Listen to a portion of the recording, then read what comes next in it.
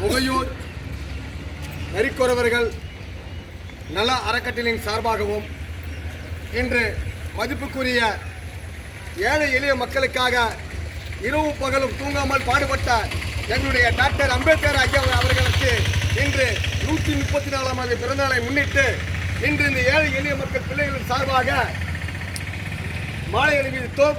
அதன் பிறகு cake cutting இன்னைக்கு அவருடைய வழினால் சந்தோஷமாக கேட்கின்றோம்.